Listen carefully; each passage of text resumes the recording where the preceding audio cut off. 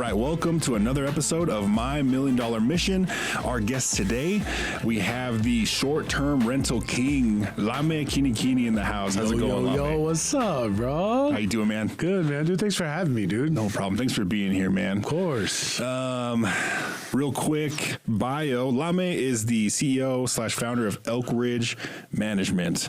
Give us a quick synopsis of what you do, Lame. So Elk Ridge Management started out as a property management company, where we focus shortly. We only manage short-term rentals, Airbnbs. Okay. And then we kind of vertically integrated. We started like in-housing things like cleaning, maintenance, and then we got to a point where we were like, hey, we know how to do pretty much everything that matters in making money in the real estate space on the short-term rental side. Like, we might as well start buying, right? And so that's when we kind of opened up the investment arm of what we do. And so now I think the complete picture of what Elk Ridge Management is we're basically a vertically integrated investment firm that focuses on all things short-term rentals. Awesome. So, yeah. Okay. And we'll kind of get into more of that here during the podcast. So I kind of want to just start off with kind of grounding people on why you're here, why you are, a legitimate resource for information, specifically in the short-term rental space.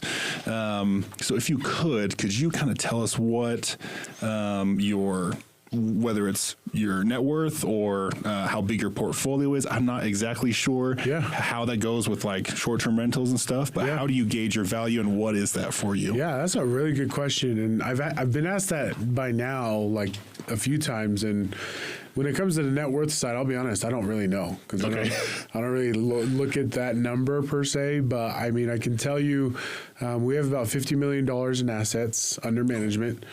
Me personally, I own about $15 million in real estate. Okay. Which consists of about 150-ish doors. And that's between all asset classes. That's commercial, residential, and then small multifamily. So, but yeah, that's kind of my portfolio. And I think it's been a big come up for me, right? Like that was something that really has been acquired over the last like 3 years, really. So it hasn't been crazy. I mean, I bought my first property back in 2018. And which was a residential? Yeah, it was my primary home, right? Gotcha. And so I was living in it, and I didn't know it was an Airbnb until it was, and it was straight garbage. It was trash. I still have like the actual OG listing of like for real? What I posted with the pictures and everything, and like that's like a testament to me, Like that's gold to me. I keep it because I'm like, that's where you came from. Yeah. And so, it's funny to see like where we've come from. And so, that's awesome. But yeah, it's my story, man. Okay, so in a matter of 3 years, which is when you started the investing part of Elk Ridge, so in 3 years, you were able to amass $50 million? Yeah, under management, and then $15 million, and I own personally. So yeah, holy cow! Yeah. So okay, so I kind of wanted to get that here so they can kind of set the stage for what we're talking about. Okay. There was a podcast of yours that I listened to where you said that you are a normal guy. At least you felt like you were a normal guy. Yeah, I still believe that 100%. Yeah. Okay. I guess as a normal guy, why would you say that? Like, why do you describe yourself as a normal dude? Yeah. So it's so funny because like I can remember when I bought my first house, just the idea of like, man, some people own 100 of these. Like that was like crazy to me. I was like, what that? Like this, I barely qualify for this one. Like how do people have like 100 of them? Yeah. And I think when you're in that mindset, you oftentimes in your own head create this fictitious character, like somebody that you think, and you see them all the time in social media, right? Yeah. Like these people that Grant Cardone's, right? Paige Morby's, all these guys. And I think we often assign almost like just unhuman, godly like attributes to them. Like they're just like, they're not normal, you know? But it's been interesting as I've been able to like, because now you're there, you have over 100 properties or doors or what's 100 to 150. You're that guy now. You know, and that's where therein is where all of the perspective changed, because as I started to like even just have a seat at these tables, right? And people start to know my name in real estate and respect me, ask me to speak, all this, like it was humbling because I was like, wait, you want me to speak? Like, yeah, exactly. Like, you want me to speak? You know?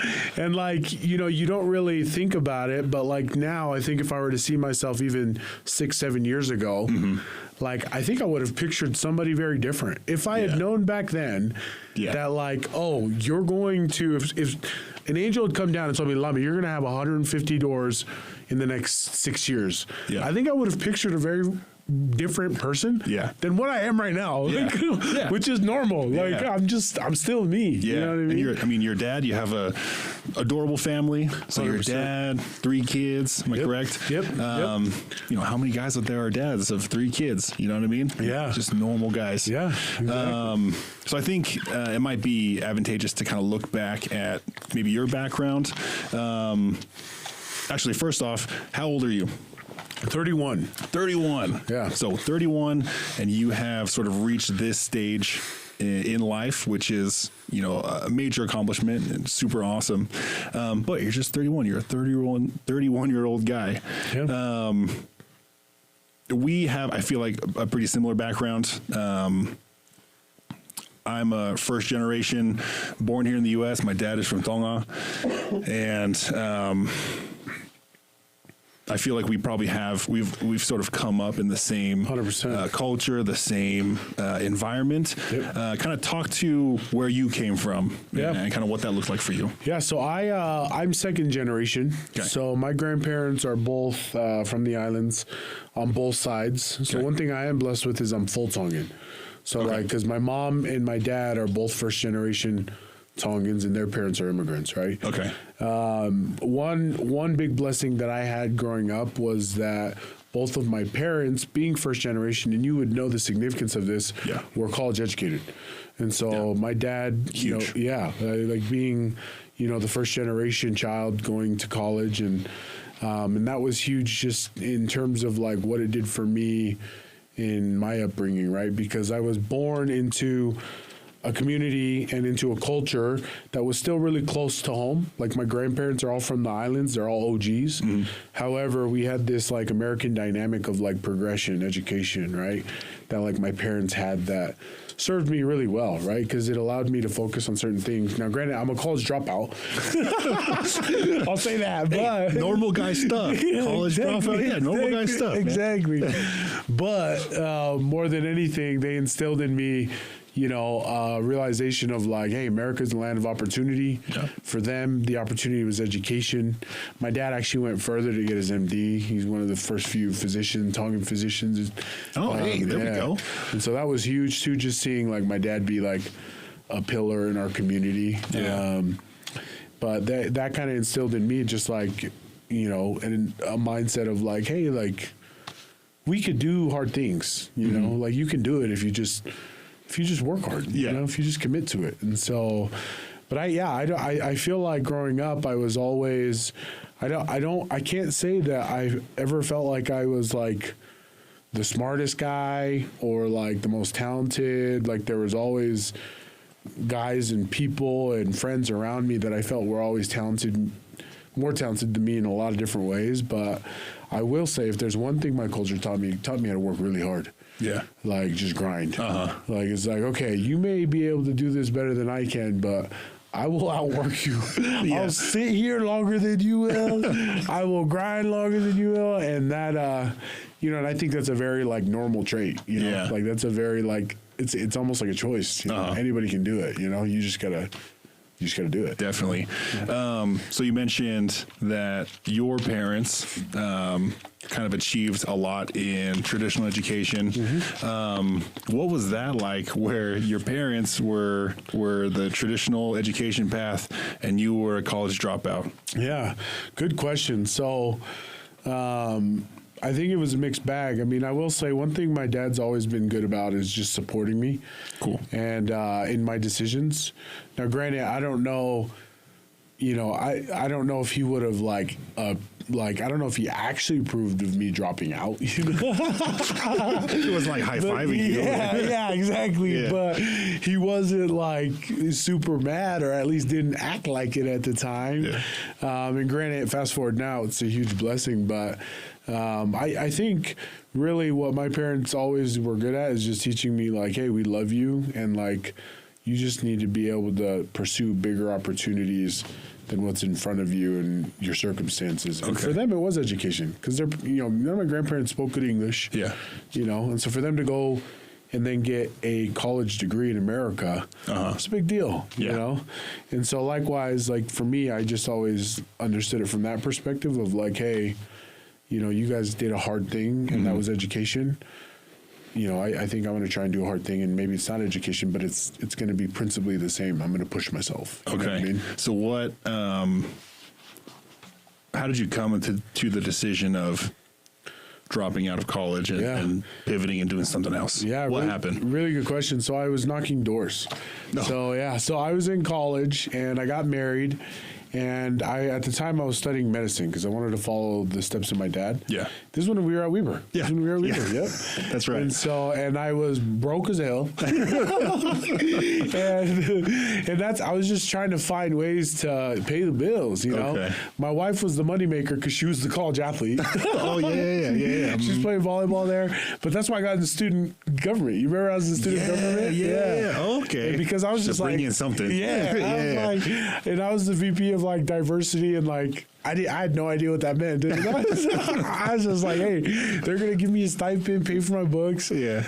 But then I started to get into sales. So like I went during the summers, I would leave and go knock doors. And I served a mission, and that was a huge blessing, and taught me how to do hard things. So when I got home and I needed to basically like pay the bills, I did that. And so just did what you knew. Yeah. And so we got married in 2015, me and my wife. We got married young, and then I went out that summer, and that was my first summer. And I made enough just to be able to like not have to work as a second job, or a job while going to school. Okay. So it was about 30, 40 grand. Because the way it's set up, you knock during the summer or, for a period of months, and then you don't work, right, for the rest of the year. Yep. Okay. And so, that was the mindset of like, hey, if I can just make enough to where we can live off this for the next, school year, and I'll do it again, then that's great. And so we made about 30, 40 grand, which is perfect for,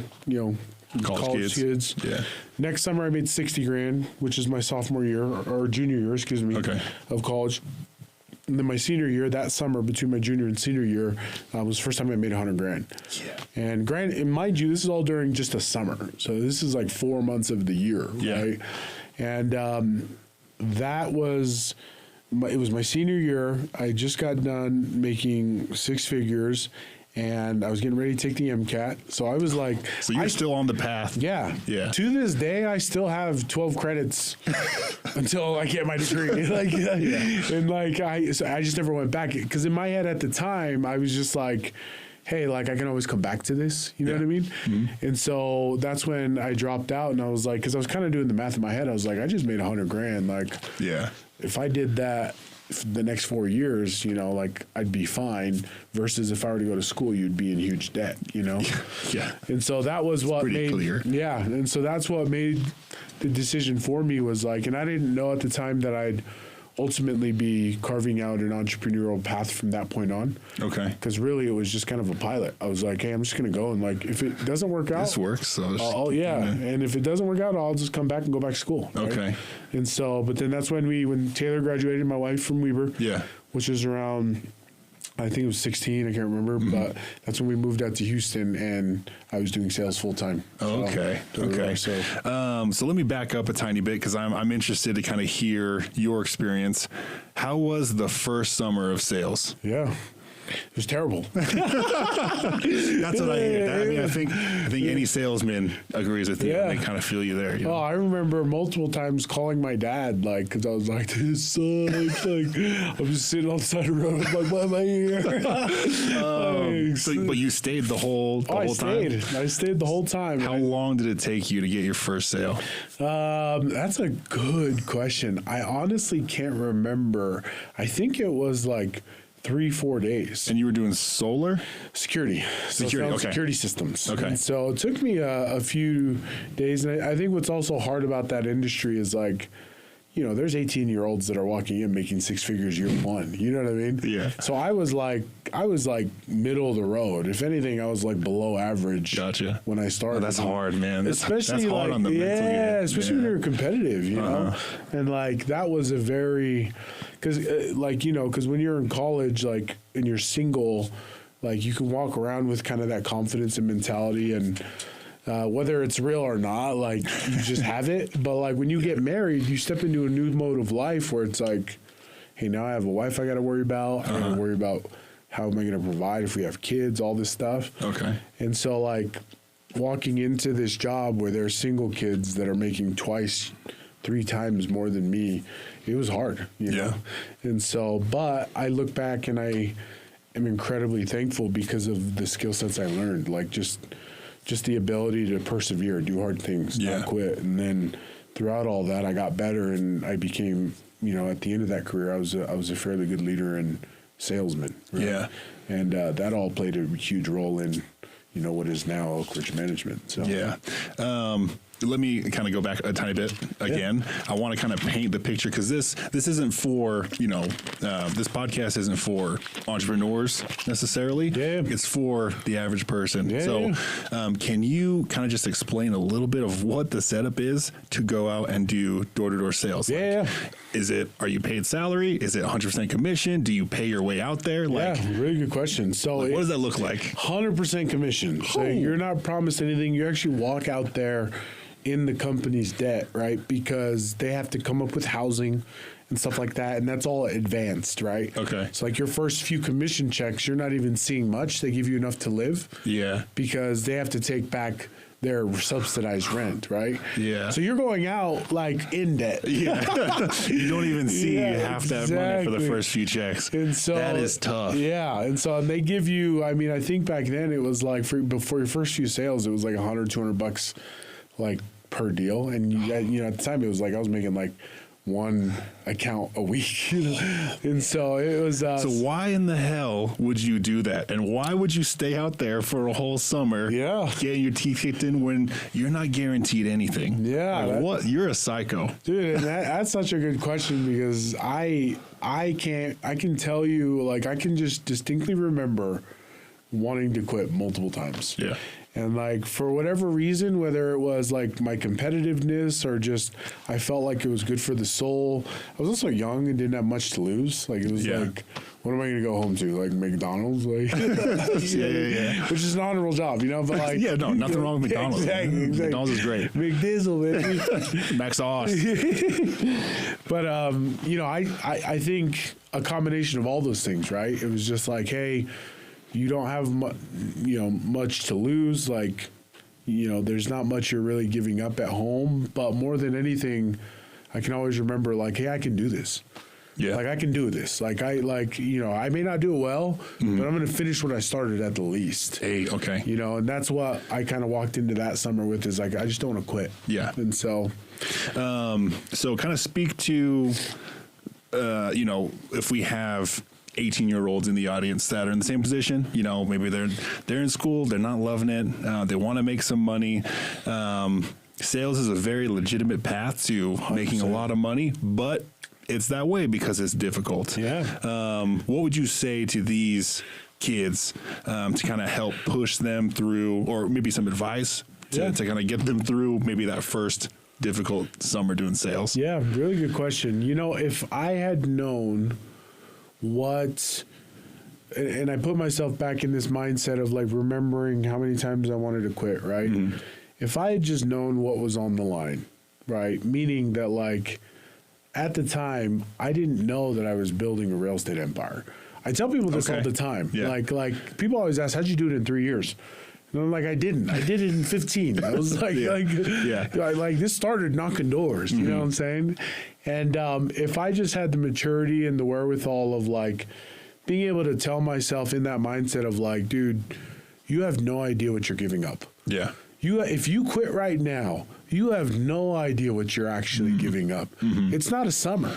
Yeah. Right? It's your future family. It's your future life, right? Yeah.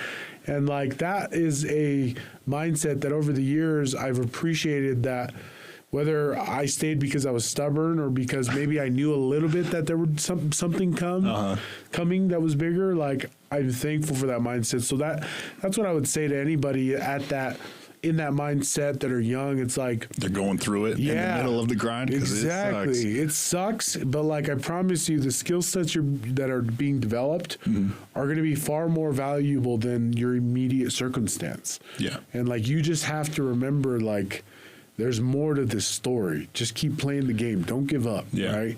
And so, because to me, I really do believe that, like, in business, you don't win at business. Like, same like life. You don't win in life. Like, it's not, even the richest guys in the world, when they make $1 billion, like, you can't say that they won. Yeah. You win when you keep playing. Yeah. Like that, like you That's stay in business. Yeah. Like same. Kind of like, it's kind of spiteful in a way, you know? Like, you have to spite life by just keep going. You know? And so, but even in life, to win in life is to live life. Yeah. To win in business is stay in business. And so it's like just having the mindset of knowing that, like, hey, like, like something's being developed, and as you continue to just keep playing, it's going to pay off. So we discussed just the sheer difficulty of the nature of sales, whether it's the rejection or, putting in the hours or building the skills. What about dudes that are going through it, that are in the middle of their sales season, and they have people back at home, whether they're parents or friends or whatever, saying, dude, that is too hard. Just come back, go to school, like, go to class, get a degree, and then you'll be making money. Like, how do you deal with that sort of pressure? Like, did you have to do that at all, or 100%? And I think everybody will in their life, right? Yeah. And one thing I've just learned, like I feel like a mindset I've developed is, I feel like now in my life when I'm getting calls from family, friends, and they're all telling me like I'm crazy, I feel like I'm like, that's a good thing now. Yeah.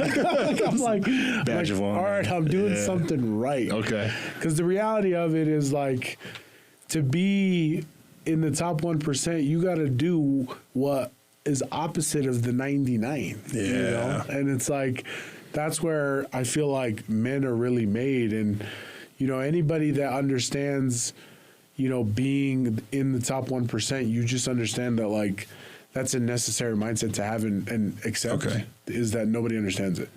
Because it's like, you can't. Like, that's why everybody lives the same life, and that's why everybody walks the same path. Yeah. But that's also why there's so much opportunity on this side, because nobody's willing to do it. I love that. Love it. Okay, so I mean, it sounds like we're kind of moving into the come up now. So you knocked doors for years. You said you gained certain skills. What skills did you gain that have sort of contributed to your real estate empire as it sits today? Sales, 100%, hands down. Like, and people hear that word, and I already know that there's a stigma with that word. Yeah. And because what's the picture? What's the picture everybody paints when they hear car salesman, shady, greasy hair, 100%, just trying to pull wool over your eyes. Yeah. And the truth is that those exist, right? That is true. However, the best salesmen in the world, they're just extremely good communicators. Okay. And that's all, and problem solvers. Like, and that's like what I believe, like, I developed on the doors, is just recognizing, like, just recognizing people's ability to communicate, and being able to, like, leverage that to be able to communicate effectively. Right? So what are they? what is being communicated? Like, what's the key to like the whole communication? Yeah, really value and how to create value within a transaction, right? So the best salesman, and I think this is a good point to make, the best salesmen in the world, they're not the ones that can sell everybody, but they're rather the ones that can find their buyer the quickest and do it over and over and over again. Okay. And to be able to do that, the slimy, like the stigma of terrible salesmen comes from the fact of we've all been to somewhere where somebody's trying to sell something and they're not picking up on our cues. We're annoyed, we're irritated, we don't want their product, there's no need for it. Yeah. And those are the people that is tagged salesman. Yeah. In reality, that guy's a terrible communicator. He's not picking up on the cues. He's not listening to you, right? Yeah. But like we've also been in situations where we talk to a salesman and it's incredible, right? Yeah. Like they are listening to our problems. They're giving us a solution. They're communicating price. We don't feel sold. We feel valued, right? Yeah. And that's because they're good communicators. He's listening to you. He identifies a problem, and he's willing to give you a solution, and he has a product to do so, right? And so that is, in its simplest form, what I believe sales to be. It's the communication of value. Okay. And being able to find who that is and where that is, and understanding that, like, hey, you may not be my buyer, so I'm not gonna try and force value on you, but I will use you to find a buyer. Yeah. You know what I mean? And so I don't know if that's making sense, but to me, that ultimately is like the skill set that I think turned the corner for me as I started to step into real estate. Okay. So why is that? Like, why was that the key to move from, or to move as you're moving into real estate? yeah, really, I think, and I like, and maybe I'm biased, but I genuinely think that skill set is the most valuable skill set, like, period, in whatever field you're in. Okay, sweet. So let's kind of talk about maybe a different field. Okay. Do you have an idea of like what that might be, where your sales skills can come in handy in a different area? Yeah, well, think about this, right? Like, you know, whether I'm a, let's just talk about medicine. Okay, This is medicine. like, right? My dad, right? Some of the stories that my dad liked to tell in his like hero's journey, one key story he always tells is his interview to get into the University of Utah's medical school program.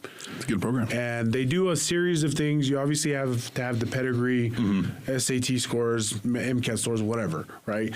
But then one heavy evaluated thing is your interview. And like when you boil that down, my dad goes and he always tells the story of how the interview went. And I don't think he realizes it, but all he's doing in that interview is telling people and sharing with the interviewer, he's selling himself. That's all you're doing. It's like you're selling yourself as to why I would be a good fit for this university. Okay. That's in any circumstance, whether you're an operations director trying to pitch your idea to the CEO. What are you doing? You're selling why this operations would make the most sense to create more profitability. Yeah. And it boils down to everything, education, any interview you take, what are you doing? You're selling yourself. Yeah. Right? And again, it's just because I think it's all communication, and that's why in any field, you're constantly doing it. Like you're constantly trying to persuade people to like, you know, believe what you're saying or what you're doing or implement what you think is right. Yeah. So did you have to develop the communication skill, or do you feel like you've been pretty naturally gifted with being able to communicate? I don't think anybody is born a good communicator. Okay. Well, I think there's people that think they are. I think there's hell people that think they are. But the reality is everybody speaks a different language. Yeah. And I think when you become a good communicator, it's when you realize that you're not the only one that speaks it. Like your language isn't the only one that is spoken. Does that make sense? Okay. And so I think good communicators understand that like there's millions of people out there and everybody speaks their own language. And to be able to communicate, you have to understand them and what language to speak when you're speaking with them. And so, I personally don't think anybody's a good communicator, because if you take a guy like me, that's extroverted, I was born an extrovert. Okay. Like I was born somebody that was social. Yeah. But that doesn't necessarily mean I'm a good communicator. Yeah. my sister hated me for a long time because she's an introvert. She used to think everything I was doing was stupid. Like, every time I opened my mouth, she hated it, you know? And so in the world, in her eyes, I was a terrible communicator, you know? Okay. And that was truth. Yeah. You know, and so I just think perspectives are very important when it comes to communication. So. Okay.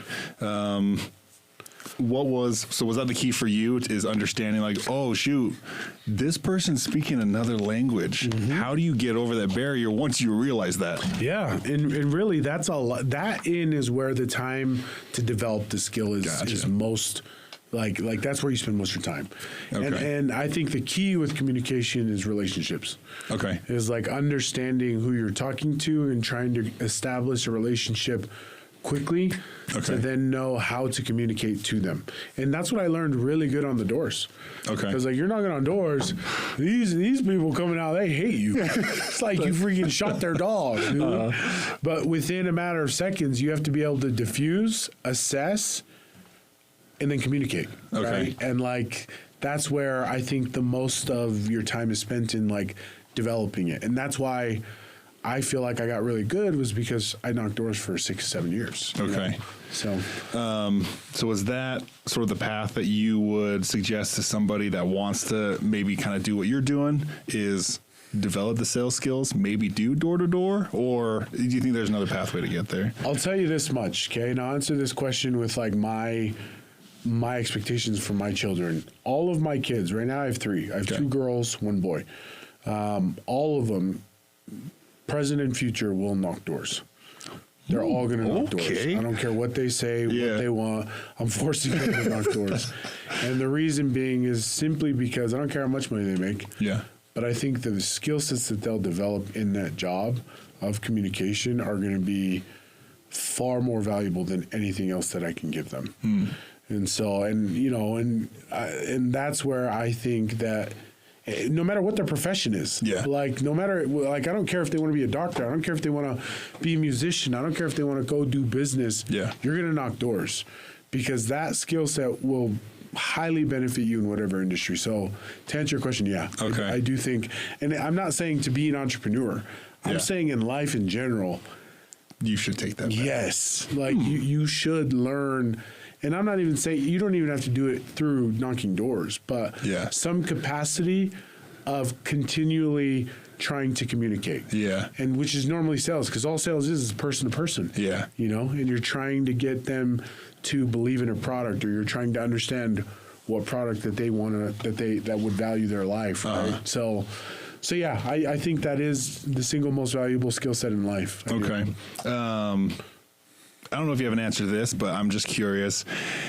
We talked about, younger people that can get on the doors and start knocking and gaining that skill. What about somebody that's a little bit older? What do you think? Have you come across this? Like, has somebody, in their 30s, 40s come to you and been like, hey, I want to do this. Do you say, hey, hit the doors? You know what I mean? Like, what does that path look like, do you think? Yeah, I would say the same thing. I mean, because Satema Gali, do you know Satema? Yeah. That guy, his story's crazy. He went back on the doors after he went bankrupt, after winning a Super Bowl and selling his ring off. What? I haven't heard his story. He went back to Vivint, dude. What? And he was like 42 with like 5 kids, right? I did not know that. Back on the doors, right? And again, like you can take the principles of that, right? Which was he went back to try and refine a skill that he felt was worth his time at that time of his life to improve his quality of life. Yeah. And so to me, that tells you a lot, again, about this skill set of like communication, of sales, is like it's really valuable. And I do think it's the greatest catalyst to improving your quality of life. Man, I might really go hit the doors after this conversation, man. In there, bro. But I really do. And again, that capacity isn't only created indoors. Yeah. It's really just any environment that is allowing you to continually improve your communication. Yeah. And your sales ability, your persuasion ability. So. Okay. Oh, man. Hopefully that makes sense, dude. Yeah. But again, I'm not going to lie. I wasn't expecting that answer. Yeah. So. Well, no, and I'll be honest, like, it's not, like, people will disagree with me, and I'm okay with that. You know what I mean? Yeah. But to me, like I genuinely do think that is a skill set that will benefit you no matter what. So, because it's done it in my marriage, it's done it in my spirituality, like everything. So, because you're constantly communicating, dude. So, I know you're not like a relationships expert or marriage expert or anything, but you are married, and there's something said about you're still married, so you've done some things right. You've learned a lot of stuff, I assume. What advantage do you have in your marriage because you took that path, the door-to-door sales, and you've improved your communication? Yeah, it's really just been... Because my wife, if you meet my wife, she's the exact opposite of me. Okay. Super introverted. Okay. Like I get put her on blast. Well, she'll admit it to you. I mean, she doesn't find energy in groups. Okay. Like I do, right? And there's like there's a truth in like opposites attract, because that's truly what we are. But with her, I mean, and that's where I will always say too that like you're constantly improving any skill. You never become the best at something, right? And communication, even though it was something that I've been working on for decades, it's still something that I'm still working on in my marriage. And I do feel like that has been a huge benefit of like marrying somebody that has challenged me to communicate with, because we communicate so. Because it's not just like a different language; it's like a completely 180% different language. Well, and she's Palangi, you're right. She's different Caucasian. Culture, yeah. You know, and that was huge. Yeah, that's huge. That's it's really different. It's so different. And there's baggage that comes with that, and but we are a perfect team. I like to think, and we're an perfect match, is what I like to say. That's cool. But we've also, we've utilized certain tools in our life that like I never thought that I would be doing. So like we've gone to therapy. Like that's something that like has a huge stigma. I think everybody should. 100%. Yeah. 100%. Yeah. And you don't think that until you go. Right. And you see the benefits. Opens your eyes. 100%. Yeah. It's awesome. Really. Exactly. Yeah. And that's where also again, what are you doing there? You're just communicating. You know what I mean? You're just basically like trying to understand each other at a deeper level. And I think we've just been really good at constantly like trying to communicate and finding ways to be able to improve, and knowing that we've never made it in marriage, just like anything else. Like you don't win in marriage, you win at marriage when you stay married, in my opinion. Yeah. And so, and we'll be 10 years next year. So, that's awesome. Thanks, man. So that, kind of brought something to mind for me. Let's take the reverse approach. So I know maybe a lot of people don't have a lot of experience with sales, or kind of how that works, actually doing a sale and kind of communicating with a potential buyer or whatever. But a lot of people have been in relationships, 100%, whether good or bad or whatever. You've been in relationships, whether it's with your parents, with your siblings, with friends, with boyfriends, girlfriends, wife, whatever, your spouse, whatever. What lesson can somebody with those experiences take into selling that can kind of help them with selling? Because like you talked about how, communicating, kind of building a deeper relationship with your spouse really helps to open the communication. How do you do that with a total stranger? Like how do you get to that deeper level of relationship while you're also trying to race the clock so they don't shut the door in your face? That's such a good question, dude. And I don't know if I have a good response for it. My answer, honestly, that comes to head is you just fail a lot of times until you figure something out, dude. Okay, let's move into, I guess, STRs specifically. Yep. So me personally, I actually do want to start getting into short-term rentals.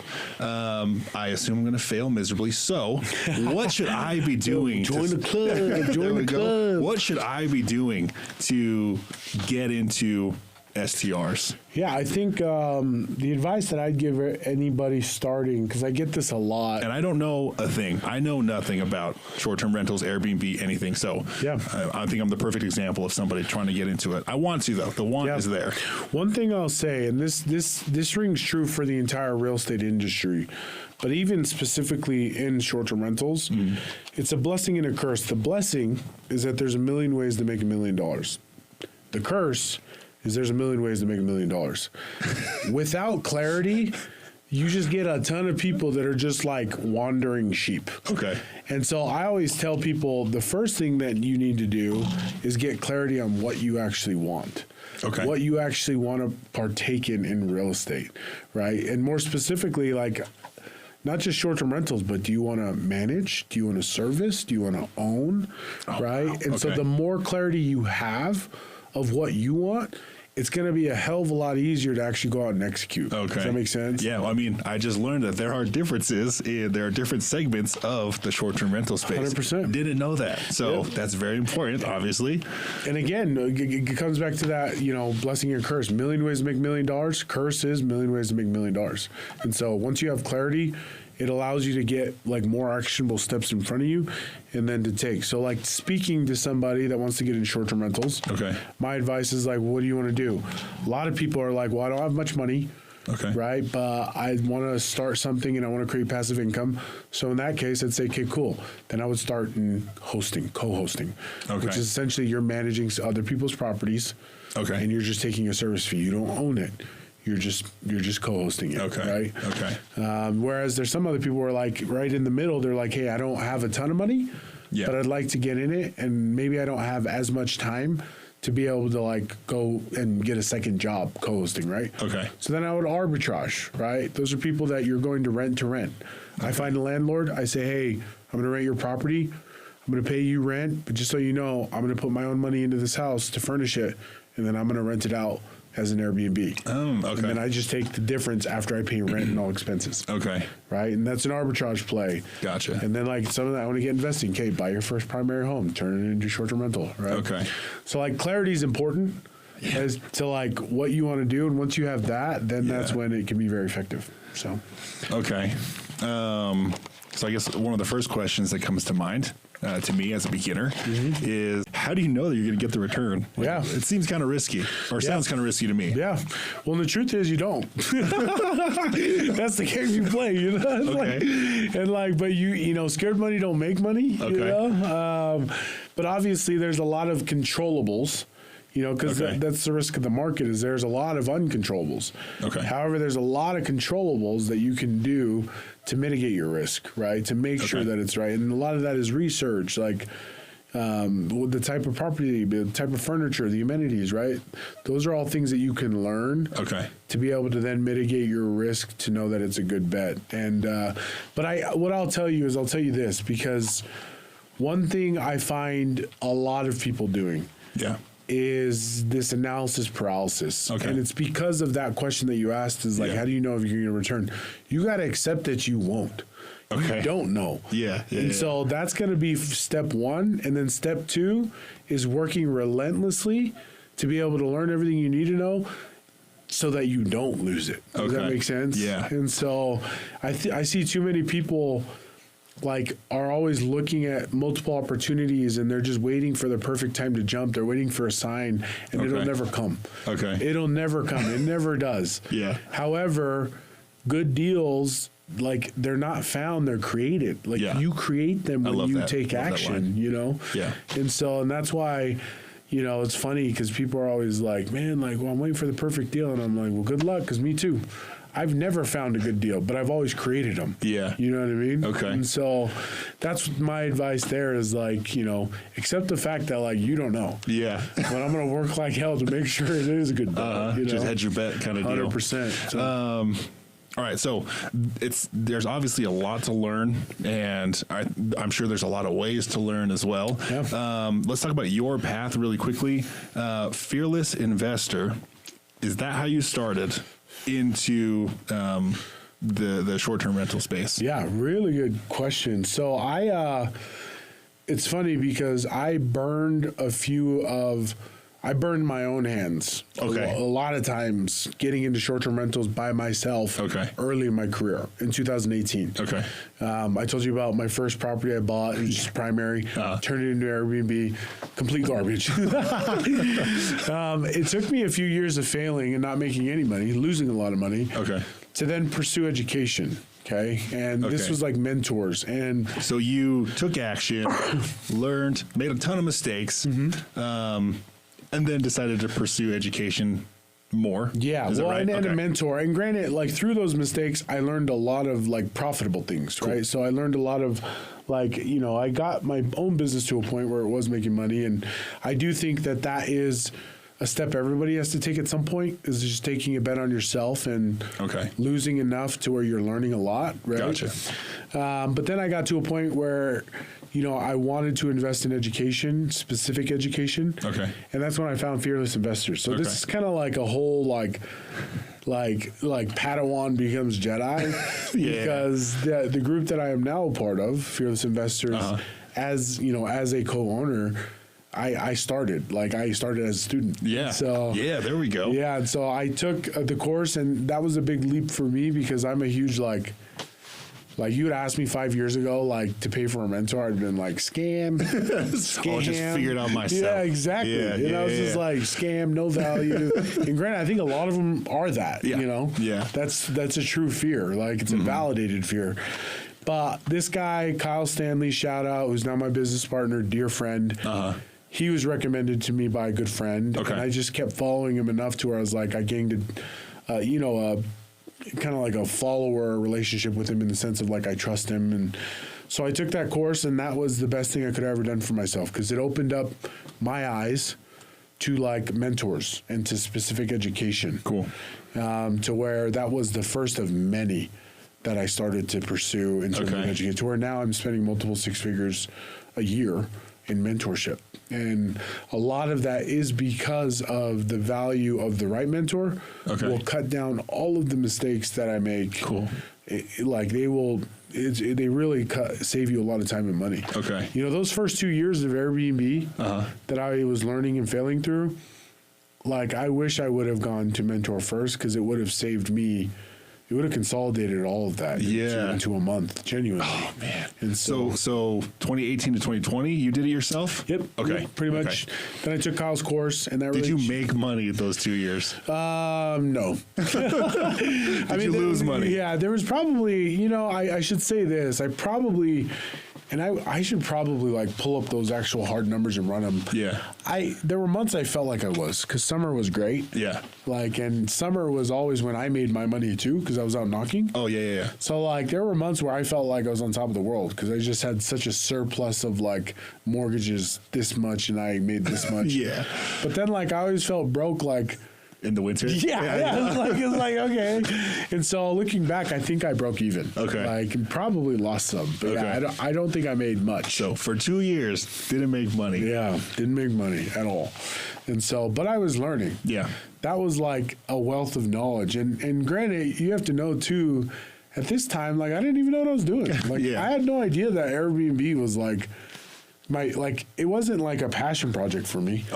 Like I didn't like. You just love the idea. Like I never grew up thinking like I'm going to be an Airbnb king, you know. And even during this time having one, I still wasn't that because I was like, this is a little wary. I mean, especially going through 2 years of it, like 100%. You know, you're not rolling in the dough for sure. And I feel like a lot of people are probably like that with different opportunities where you start something and it's not what you think. And so you either give up or you revert. But really around 2020, 2021, COVID, this was around the time that my wife's father passed, my father-in-law. And he's a really good friend of mine. And that just caused us, that was a moment in our marriage where that caused us to really reflect on like, what do we actually want? And that was something that pushed me to be able to just go looking for something. And so that's when the reason I took Kyle's course was because I was like, you know, what are the opportunities right in front of me? I have an Airbnb. I have 2 years of experience. Maybe I can make a business out of it. And so I threw money at the wall at a course, thinking in my head, I was like, you know, I got to be okay just like losing this money. Like, I don't know what's going to happen. And I did it. And that was the catalyst to like a lot because then from when I took that, it was like 0 to 50 contracts for co-host and management within like 8 months. And that was like the start of what is now Elk Ridge Management. So so I think number one, You spent 2 years not making money, and you're still at where you're at today. Yeah. So it's totally okay to like not make any money. 100%. Yeah. I think when you're doing that too, you forget like the real value isn't the money; it's the lessons. Yeah. Like you're building like very valuable lessons that are going to serve you really well in the future. So yeah. And then you felt kind of lost, like you didn't know exactly what you wanted to do. You didn't know if Airbnb was the thing. You were just looking for something. It's totally okay to be lost because you're still at where you're at today. 100%. Like you can be broke, you can be lost, you can not know what you're doing. So what, from your story, it sounds like you just decided, hey, this is what I'm doing. I'm going in on it. How scary is that? Oh, it's hella scary. I mean, I had quit. By that time, I had quit. Like, I made the decision to quit knocking doors. Uh-huh. And that was a scary thought because up to that point, I had built a decent amount of safety net, if you will. Yeah. Even though it was a commission job, I knew it enough to where every year I know I can go out and provide for my family. Yeah. And so that was something that was really scary for me of like betting on myself because I was like, I don't know where the next paycheck's coming from. Yeah. But in that, I think what I unlocked was like I gave myself permission to kind of operate at a level that like is hard to replicate. Yeah. Like when you, even now, right? Like I can't replicate the early stages of my business simply because it's hard to fabricate struggle. Yeah. Like when your family's on the line and like you either gotta hustle or hunger, like that's a real thing. Yeah. It's a real pressure. Yeah. And it puts, again, you give yourself permission to operate at a level that like is hard to replicate. Even now, like just because I'm so like okay now, like I don't know if I could replicate that. You know what I mean? Mm-hmm. And so that was like that's why it's really hard. But it in that mindset, it's a good thing. Yeah, like you put yourself there. Yeah, and it's awesome that you actually went through that because you know what it feels like. You know what the pressure is like. You know the whole process. So when guys come to you, because I mean, like your events recently have been showing, there are a lot of people that are coming to you. And being like, hey, dude, I don't know what I'm doing, or I'm just getting into this space. What do I need to do? You have those answers for them, and like you can empathize with them. Where it's like, hey, dude, I've been there. Like I had to do these things. It was scary. It took a lot of time. I felt like a failure, but you can kind of do it. And you can kind of help show them the pathway 100%. To getting that done. One more than, and you kind of like give yourself this confidence that every time a problem comes now, it's like less crazy. Yeah. I just am like, I've been here before. But you also, to your point, you can share in that as well. Yeah. So I mean, education sounds like, even though you didn't take the traditional education path, education was still a giant factor in your 100%. Success.